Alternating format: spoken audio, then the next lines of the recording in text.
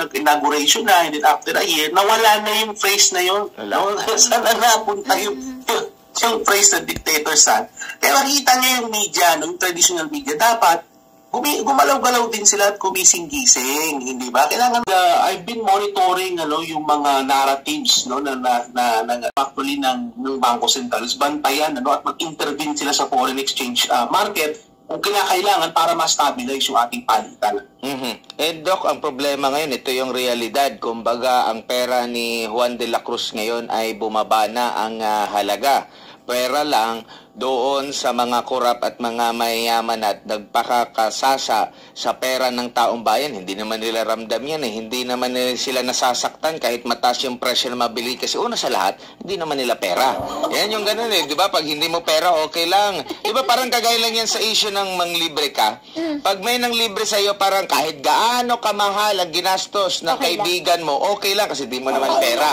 Pero pag ikaw ang gumastos ng ganun kalaking halaga, eh talagang parang after nyo kumain, doon ka na doon ka na dapat hindi ko pala nilibre sila, ang dami pala nila. Parang gano'n na Doc. So, ano ba ang maiging gagawin ng ating taong bayan ukol dito? Kasi tila nakakalimutan sa iba't ibang mga issue. Sabi nga dito ng isang commenter, abala daw yung pamahalaan, lalo na yung administrasyon, para ma-defroze.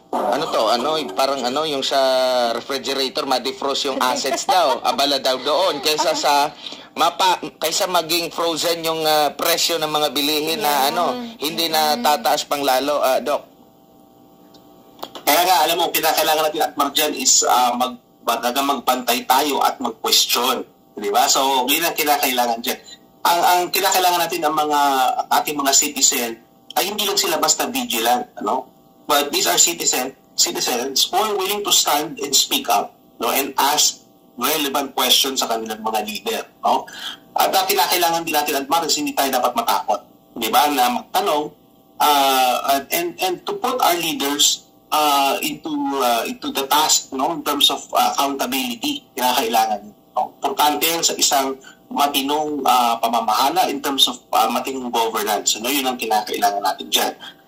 Nabanggit mo, Admar, dun sa yung hindi mo pera yan. Yung gumagastos ang ating mga leaders, biyahe dito, bibiyahe sila doon, punta rito, punta doon, magagastos sa pagpopromote ng kanilang mga programa, nandun yung mga mukha nila, Makikita natin na the politicians makikita natin na they are using public funds, pero we need to ask them for results. So hindi naman po pwede na gumagastos lang sila pero walang outcomes, walang resulta. Kailangan merong outcomes yan. At kaya kailangan talaga, Atmar, is magbantay tayo at magmatsyag. Kaya nga mahalaga yung papel ng media, Atmar. Mahalaga ang papel ng media na magtanong, at nangyayari, Doc. Nung nagtanong kami, tinanggalan kami ng prangkisa. Kasi kayo lang yata nagtanong, Adma.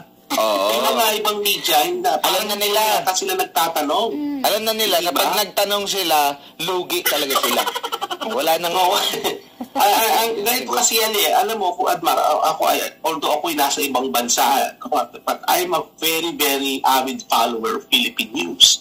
And I've been monitoring yung mga narratives na nanggagaling din sa Pilipinas, particularly sa ating Pangulo, nung kampanya. Makikita mo talaga na yung every mention of the name of the president is prefixed by the phrase dictator son. And then makikita mo after a while, nung nag-inauguration na, and then after a year, nawala na yung phrase na yun. Saan na napunta yung phrase na dictator son?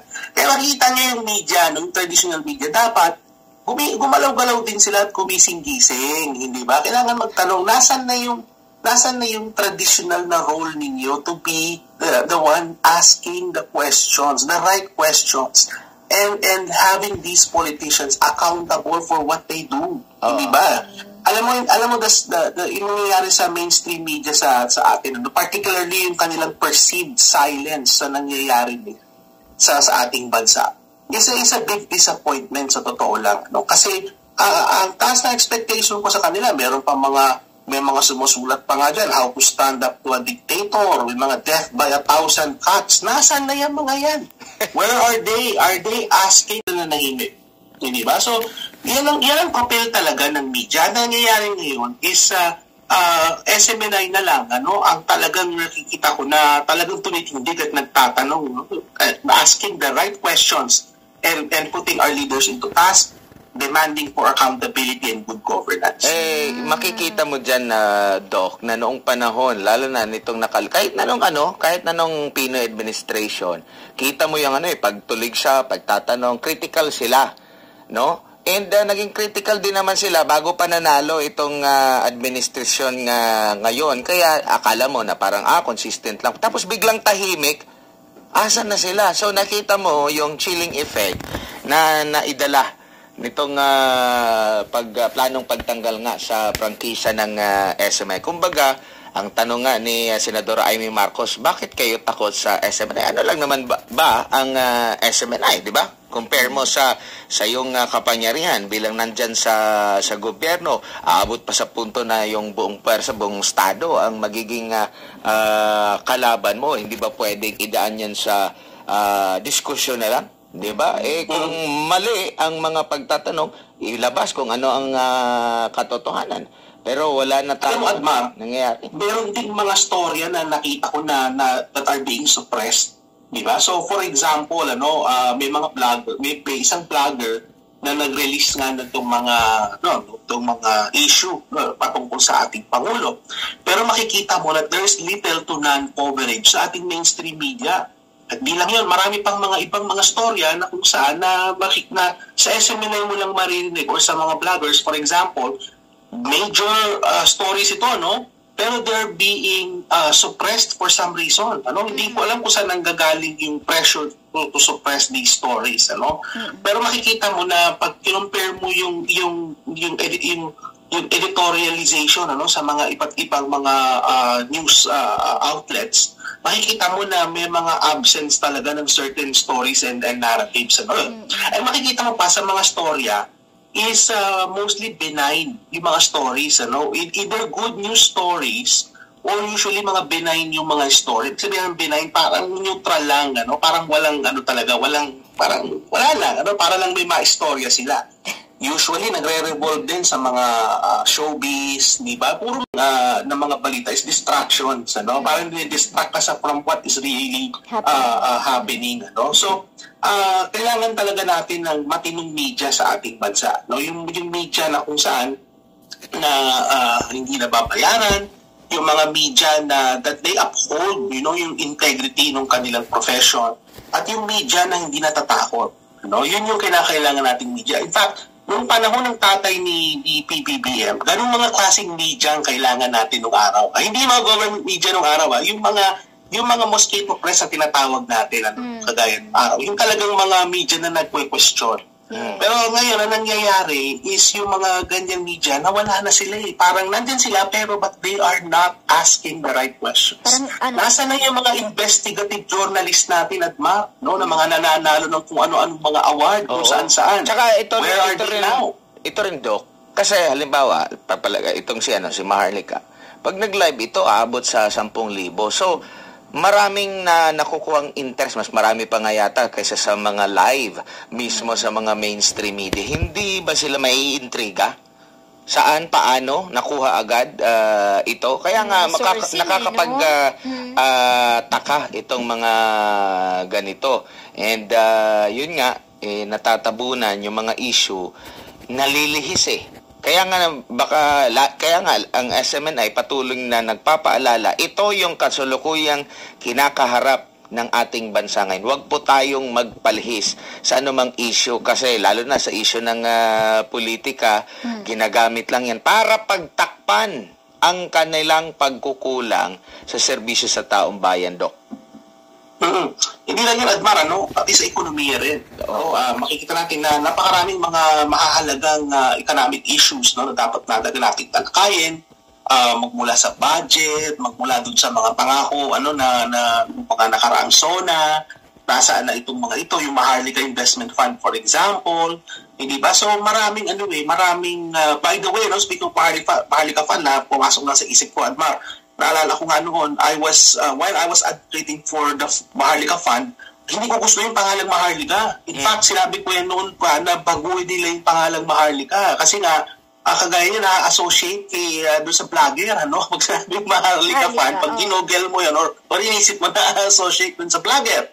So, I mean, ano nang balita doon sa Maharlika Fund? Wala tayong naririnig from the mainstream media. So, usually makikita mo, mga 1 minute lang, and then that's it. No? May mga pahapyaw na balita, pero makikita mo na wala. So, there is something going on sa ating traditional media na kung saan there is an obvious silence or suppression of narratives about certain issues. Ang nangyayari nga ngayon, di ba, bagong binulgar na naman ni Maharlika na kung ikaw ay critical, lalo na sa mga personalidad, imbes na sagutin ang mga akusasyon, imbes na, kumbaga di ba, ang sarap niyan nga, inakusahan ka, tapos naniniwala ka na mali yung akusasyon. Sagutin ka agad. Bigyan mo ng matibay na ebidensya. Nangyayari, dapat patahimikin na yan. Dapat i-mass report na yan. Di ba? Parang baliktad ang nangyayari. Asa na ang demokrasya, kumbaga, Dok?